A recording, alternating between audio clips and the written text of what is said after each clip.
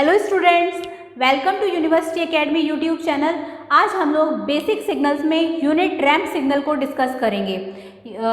इसको हम unit ramp signal या फिर यूनिट रैंप फंक्शन दोनों कह सकते हैं। थोड़ा सा रिकॉल कर लेते हैं कि लास्ट क्लास में क्या पढ़ा था। लास्ट क्लास में हम लोगों ने बेसिक सिग्नल का डिस्कस किया था कि यूनिट स्टेप सिग्नल क्या होता है। यूनिट स्टेप सिग्नल में हमने देखा था कि यूनिट स्टेप सिग्नल आपका यूनिटी होता था कब, जब आपका t greater than equal to 0 है और 0 रहता था t लेस देन 0 पर। ये तो था कंटिन्यूस टाइम सिग्नल के लिए। और डिस्क्रीट टाइम सिग्नल के लिए इसका रिप्रेजेंटेशन कुछ इस तरह होता है।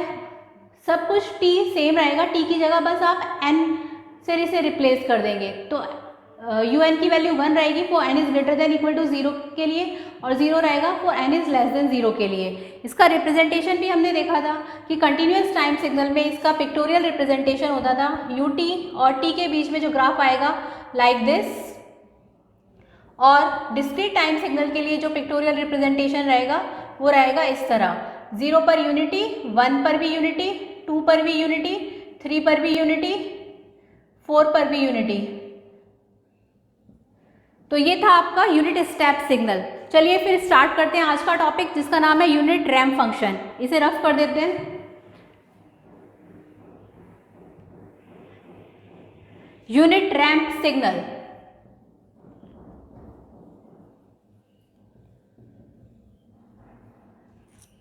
यूनिट रैंप सिग्नल जो है it is denoted by RT और RN।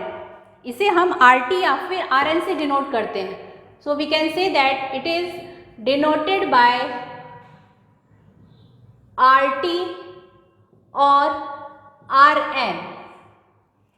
और RT की वैल्यू जो है वो आपकी रहती है T for T greater than equal to 0 के लिए and 0 for T less than 0 के लिए। ओके, ये याद रखना है कि यूनिट रैंप सिग्नल डिनोट किया जाता है RT से और RN से। यहाँ पे RN है और इसको हम RT इक्वल टू T होता है for T greater than equal to 0 and RT is equal to 0 for T less than 0। ये तो है आपका कंटिन्यूस टाइम सिग्नल के लिए। और इसका पिक्टोरियल रिप्रेजेंटेशन है इस तरह से, RT और T के बीच में ग्राफ है जिसमें T आपका हॉरिजॉन्टल एक्सिस पर है, RT आपका वर्टिकल एक्सिस पर है और ग्राफ इस तरह से आएगा RT के लिए। ठीक है, कंटिन्यूस टाइम सिग्नल के लिए। अब डिस्क्रीट टाइम सिग्नल के लिए भी देख लेते हैं। इसे रफ कर देते हैं। डिस्क्रीट टाइम सिग्नल के लिए इसको हम RN से डिनोट करेंगे और RN की वैल्यू होगी n for n is greater than equal to 0 and 0 for n is less than 0। और इसका पिक्टोरियल रिप्रेजेंटेशन होगा इस तरह से, RN और n के बीच में ग्राफ है, n आपका हॉरिजॉन्टल एक्सिस पर है और RN वर्टिकल एक्सिस पर है और ये इस तरह से आपका इंक्रीज होता जाएगा। ये आपका डिस्क्रीट टाइम सिग्नल के लिए है।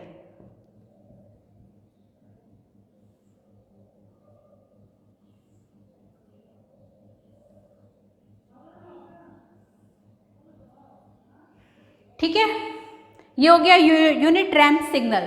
ठीक है, अब इसमें हम रिलेशनशिप देख लेते हैं।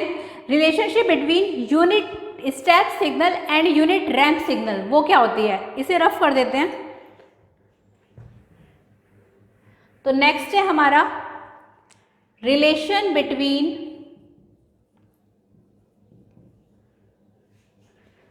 Ramp signal and unit step signal. ये भी बहुत ज़्यादा इम्पॉर्टेंट है क्योंकि अगर आपको रिलेशन आता है तो आप न्यूमेरिकल भी इजीली सॉल्व कर लेंगे। तो UT और RT के बीच में हमें रिलेशन बताना है क्या होता है। अगर हम UT को इंटीग्रेट कर देंगे तो हमारे पास RT आ जाएगा। ठीक है, इसी तरह से RT और UT के बीच में क्या डिफरेंस है, अगर हम UT को we can say that UT और RT लाइक दिस।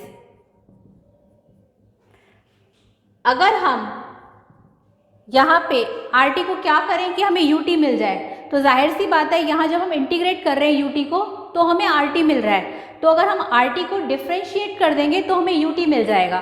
तो हम यहाँ पे क्या कहेंगे, d/dt ऑफ RT। ओके, तो ये मोस्ट इम्पॉर्टेंट है आपका रिलेशन किसके बीच में, रैंप सिग्नल और यूनिट स्टेप सिग्नल या फिर यूनिट स्टेप फंक्शन के बीच में। ठीक है, इसी तरह से रिलेशन देख लेते हैं रैंप सिग्नल और इम्पल्स सिग्नल के बीच में। इसे रफ कर देते हैं।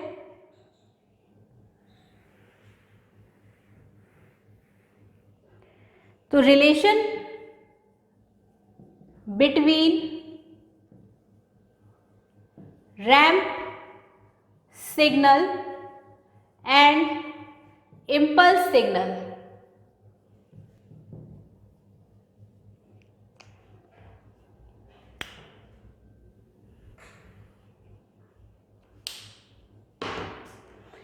इस वाले पॉइंट, इसमें ये जो है आपका कभी कभी डायरेक्ट ऑब्जेक्टिव में भी पूछ लिया जाता है। डायरेक्ट ऑब्जेक्टिव में पूछ लेंगे कि क्या रिलेशन आ रहा है, और न्यूमेरिकल में तो ये इंपॉर्टेंट है ही आपका। अगर हम डेल टी को डबल इंटीग्रेट कर दें, सपोज जैसे हमारे पास हमें डेल टी और आर टी के बीच में डिफरेंस बताना है, तो अगर हम डेल टी को डबल इंटीग्रेट कर देंगे तो हमें आर टी मिल जाएगा। So we can say that if delta का डबल इंटीग्रेशन किया जाएगा तो हमारे पास आर टी आ जाएगा। इसी तरह से अगर हम यहाँ पे डेल टी और आर टी में दूसरा रिलेशन किस तरह से फाइंड आउट कर सकते हैं, जैसे यहाँ डबल इंटीग्रेट करा है, इसी तरह अगर हम यहाँ पे डबल डिफ्रेंशिएट कर दें आर टी को तो हमें डेल टी मिल जाएगा। So we can say that double integrate करने पर डेल टी को आर टी मिल रहा है, इसी तरह डबल डिफ्रेंशिएट करने पर आर टी को हमें क्या मिल रहा है, डेल टी। सो ये भी बहुत ज़्यादा इंपॉर्टेंट रिलेशन है आपका, relation between ramp signal and unit impulse signal.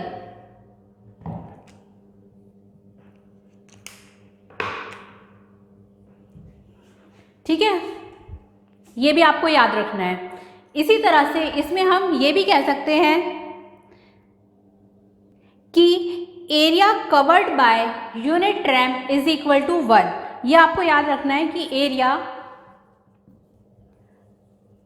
Covered by unit ramp is always 1। Same area covered by unit step signal is always 1. Same, we can say that area covered by unit impulse signal is always 1.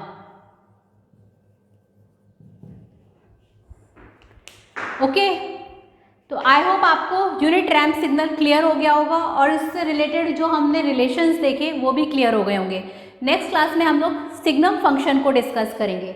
ये जितना भी हम पढ़ रहे हैं ये आप लोगों के लिए काफ़ी ज़्यादा यूजफुल है सिग्नल सिस्टम में, तो इसे अच्छे से पढ़ें और कोई भी डाउट है तो कमेंट सेक्शन में जाके बता सकते हैं। और इसके हैंड रिटन नोट्स आप लोग डिस्क्रिप्शन बॉक्स से डाउनलोड कर सकते हैं। अगर आपको हमारा ये यूट्यूब चैनल पसंद आया तो इसे ज़्यादा से ज़्यादा लाइक, शेयर और सब्सक्राइब करें। Thank you.